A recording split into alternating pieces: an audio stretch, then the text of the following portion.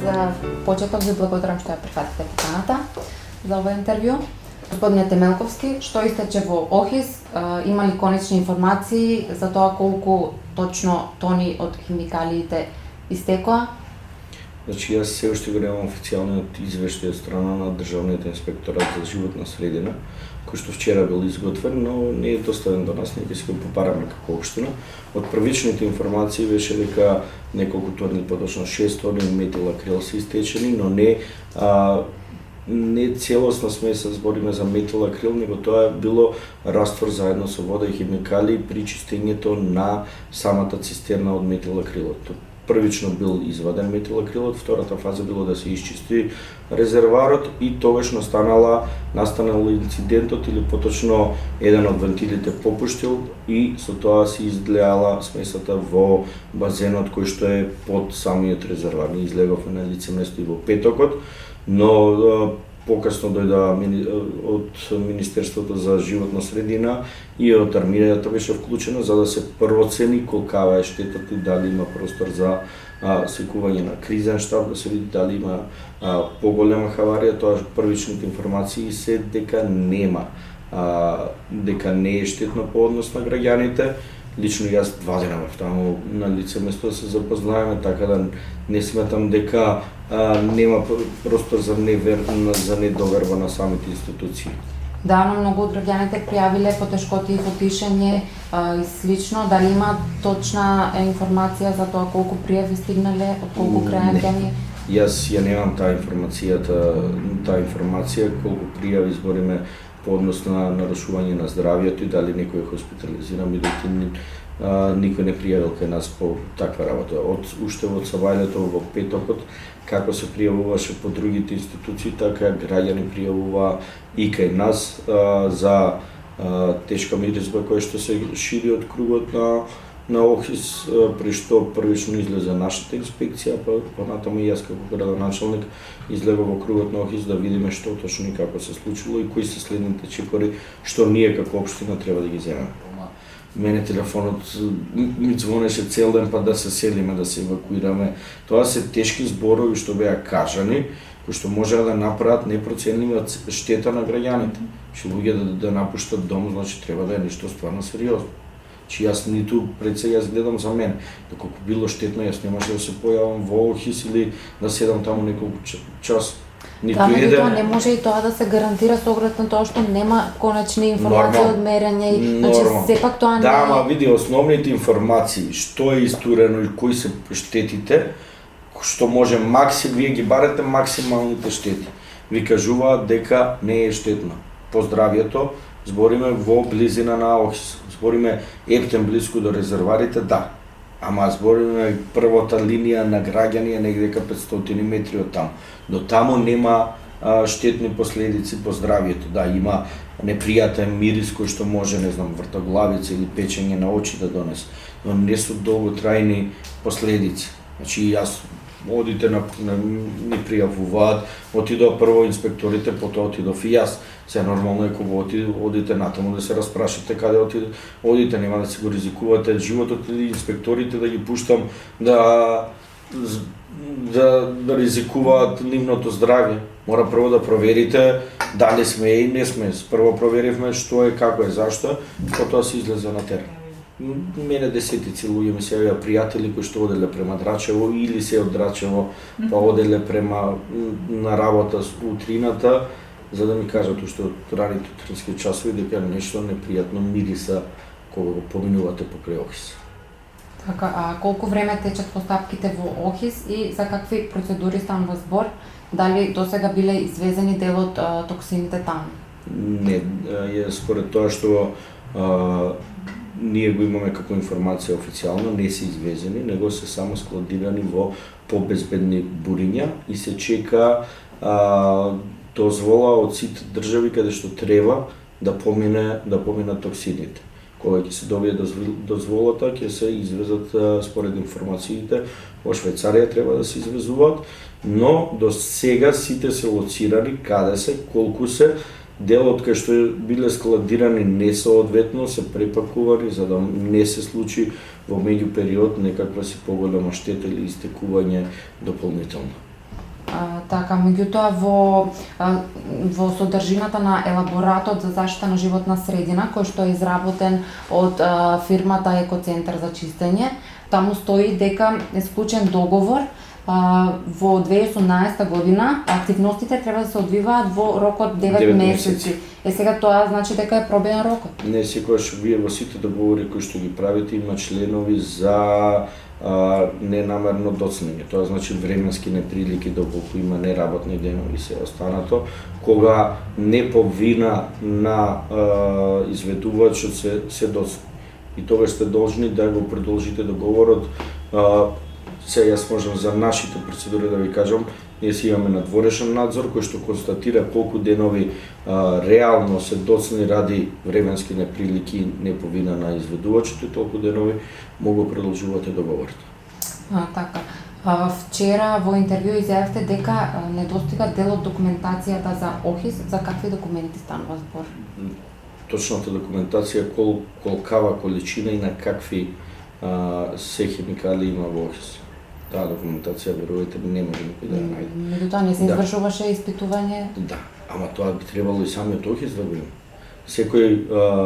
Секоја процедура или секој погон кој што работи си има официјална документација, колку увезол, што произвел, колку останало и се останато. Тоа би требало да го има фабриката ОХИС, а не да го констатирате на лице место.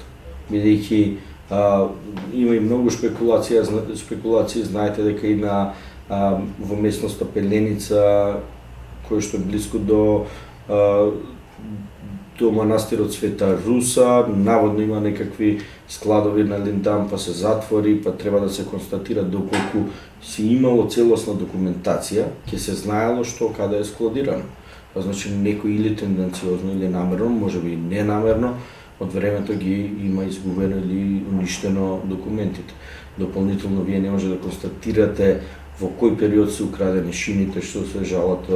Ние сме биле на лице место во ОХИС, фалат огромни цевки, збориме од производствениот процес, бидејќи резерварите се на едно место, производството е на друго, значи требало да се дистрибуира смесата што се носи. Дел од тие цевки фалат, не фалат од сега, фалат десетици години. Тука треба исто така да се заинтересираат кој и зашто го уништувал со децении имотот на ОХИС, не мислејќи кои се последици може да бидат по здравјето на граѓаните. Доколку имало документација правилна, вие ќе сте знаеле каде е, како е, зашто е и немало да треба да трошите толку пари на констатирање на фактичката состојба. Многу е потешко да констатирате на лице место и да ги барате сите резервари што се за складирање, отколку да имате документација која што ќе ви каже таму имате тоа, таму имате тоа. Затоа првата фаза од договорот била констатација на сите хемикали, пестициди и се останато кои што се во рамки на фабриката ОХИС. Што вели за ова стечајниот управник на ОХИС, дали вие се имате среќавано? По однос на што? Хајде за самата документација која што недостатства и општо за инцидентот. За инцидентот не сме говорили, иако заедно се најдовме на територијата на ОХИС, бидејќи они се надлежни заедно со стечајниот суд за постапката за чистењето на ОХИС. Јас имав неколку состаноци во минатото пред да се продаде ОХИС, баш за овие информации, што има, како има, каде треба ние како општина да побараме поддршка, кој може да ни помогне, затоа што верувајте, кај нас многу често доаѓаат луѓе кои што ви даваат некои информации за ОХИС, кои што се бивши вработени или луѓе кои што живеат, а вие треба да ги проверите да знаете како понатаму. Затоа имавме и средби со стечајниот управник, од него ми се дел од информациите дека документација некогаш фали, дека мора да се констатира на лице место што и како е, бидејќи едно е по документи, друго е фактичката состојба на самата фабрика ОХИС. Аз ме интересира и која институција покрај државниот инспекторат треба да го мониторира целата постапка, бидејќи не е само судот дал налог, но се останато треба да функционира. Ниту градот Скопје и нивниот инспекторат, ниту општината Кисела Вода нема соодветни лаборатории или опрема и луѓе кои што може тоа да го прават. Тоа го има само Министерството преку Државниот инспекторат. Они неколку пати според тоа биле на терен, 3 или 4, но и они доцна биле известени. За нивна безбедност се ангажирани исто така 24 часово на обезбедување, бидејќи во минатото, како што кажав, имало случаеви на кражби на елементи, на погони и се останато. Зборам пред да влезат сите фирми таму. Велите дека резултати од анализите од примероци се уште нема, значи Ние како општина ги немаме. Дали ги има Министерството или поточно Државниот инспекторат, дали армијата, бидејќи они зема некои примероци, не знам и не би сакал да шпекулирам. Ние како општина немаме никакви релевантни информации до сега. Така, во предизборна кампања беше ветувано изградба на мерна станица, докаде сте по тоа прашање? Со мерната станица малце сме, како да кажем, позади од нашето ветување, што би се рекло, или поточно многу доцнеме. Едно беше предизборното ветување и нашата калкулација колку би чинела самата мерна станица, втора е реалноста колку чини и колку пари. Тоа се посериозна сума на пари, професионална мерна станица, не збориме за овие малите што се набавуваат и што ги ставаат во дворови, кои што до негдека се релевантни и многу се лесни за манипулација. Ние таква една бевме близко да изнајмиме, бидејќи беше многу поисплатливо, но од Министерството за животна средина ни рекоа дека доколку не е по нивниот стандард, не може да се уклучиме во официјалниот систем на Министерството. Тоа значи дека треба само тие стандардизирани мерни станици да се набават, кои што ние во моментот во овој буџет немаме пари. Како и да е, ние остануваме на заложбата да си се обезбеди мерната станица, за да може да имаме и ние достапни информации за квалитетот на животот кој што го имаме ние во нашата општина. Така и за крај, што прави општината и вие како градоначалник во врска со овој инцидент, барате ли одговорности, одговори? Нормално дека и одговори и одговорности си бараме. Во моментов имаме седница на совет, каде што една од прашањата ни, една од барањето ствари од страна на опозицијата беше да имаме точка за ОХИС. Моето лично мислење е дека треба да како општина да излеземе со сет прашања и рокови до надлежните институции кои што треба да ни ги дадат на нас како општина и на советот, за да знаеме понатаму што да превземеме околу ОХИС. Зашто го велиме тоа? Бидејќи ние сме првата линија на информација на граѓаните. Многу верувајте дека и во петокот многу повеќе во општината се јавува него во инспекторатите или во други институции, бидејќи подостапно е, многу полесно може да се стигне до општината, се наоѓаат информациите и затоа би требало да ги, не би требало, затоа мора да ги знаеме сите информации околу ОХИС. Значи ние како општина и јас како градоначалник бев многу среќен што се обезбедија одредени средства за чистење на ОХИС, но не под цена било кој да го чисти ОХИС и со тоа место да направиме добро за граѓаните, да се направи некоја штета која што ќе биде долгорочна. Иако и самата позиција на ОХИС, производството, и морам да потенцирам со години негрижата, е веќе огромна штета за нашата општина и за околните општини кои што ги трпат последиците. Немаме простор за несериозност по однос на решавање на проблемот со ОХИС. Мора, добро е што имаме желба од владата, добро е што се одвоја средства, но мора до крајно да се функционира системот, особено системот на контролата.